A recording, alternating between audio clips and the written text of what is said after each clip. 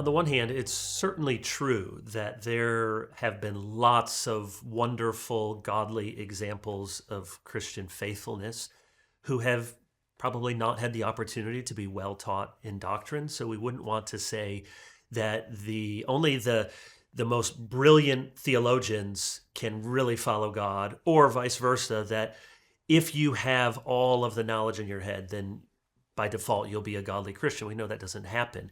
And yet, we don't want a zeal or a passion without knowledge. The most lasting passion, the fire that's going to burn hot for a lifetime, has to be rooted in doctrine, in theology, in knowing true things about God.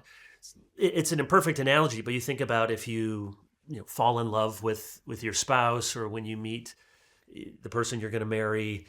So you may have an experience and even a kind of love at first sight, and there's an attraction, and those first months, there's lots of excitement, and it may be a very genuine passion and zeal and love.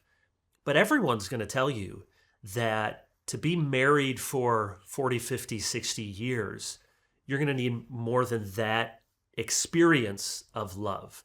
You're going to need a commitment, and you're going to need knowledge. So I loved my wife almost from the first time that I met her. I was drawn to her and wanted to spend time with her.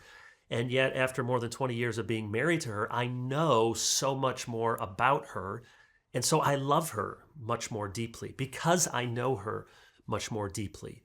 So if a Christian is really intent on following God, knowing God, and they're fired up and they want to be passionate about God, don't make the mistake of thinking that doctrine and head knowledge is the opposite of passionate heart knowledge.